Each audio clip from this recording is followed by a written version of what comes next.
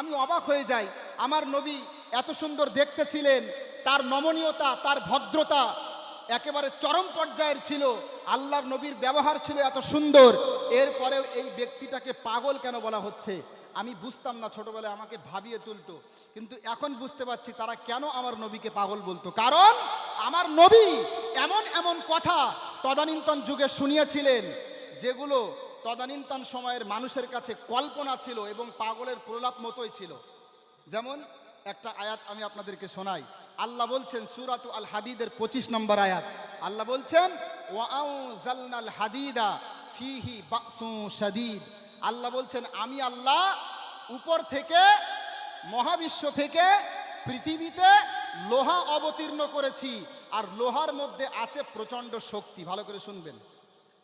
বৃষ্টি যেমন উপর থেকে বর্ষণ হয়, ঠিক না?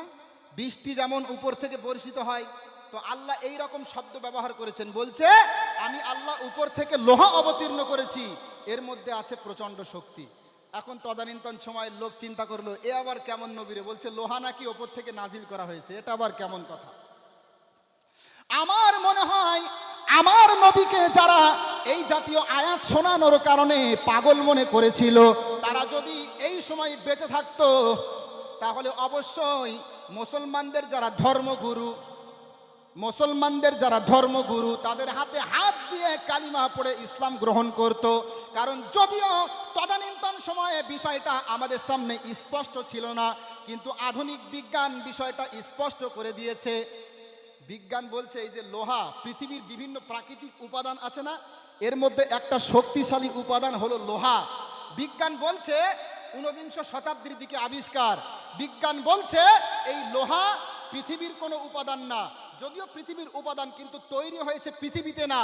কারণ লোহা তৈরি হতে যত ডিগ্রি সেলসিয়াস তাপমাত্রার প্রয়োজন হয় এটা সৌরজগতে নেই। এই লোহা বিশাল বিশাল নক্ষত্রের মধ্যে নিউক্লিয়ার ফিউশনের মাধ্যমে লোহা তৈরি হয়, তারপরে ওখান থেকে ওই সমস্ত নক্ষত্র থেকে পৃথিবীতে লোহা পাঠানো হয়েছে। বলেন সুবহানাল্লাহ। তাহলে চিন্তা করেন, আমার এখান থেকে আমার ঈমান বাড়ে। বিশ্বাস করেন, আমাকে যদি কেউ মেরে ফেলে দেয়, আমাকে যদি জ্বালিয়ে দেওয়া হয়, আমাকে যদি পুড়িয়ে দেওয়া হয়, তারপরেও আল্লাহর কোরআনের ব্যাপারে আমি কোনো বাজে মন্তব্য করতে পারবো না, আমি একবারও বলতে পারবো না এই কোরআনটা আল্লাহর পক্ষ থেকে না। তার কারণ যেটা বিজ্ঞানীরা 19 শতাব্দীতে আবিষ্কার করছে সেটা আজ থেকে 1500 বছর আগে নাজিলকৃত আল কোরআনের মধ্যে কিভাবে আসলো? প্রশ্ন আসে না আসে না? বলেন, প্রশ্ন আসে তো? কোন গ্রন্থে বিশ্বাসী আমরা? কোন গ্রন্থ আমরা নামাজে তেলাওয়াত করি? কোন গ্রন্থের প্রতি আমরা ঈমান এনেছি? একটু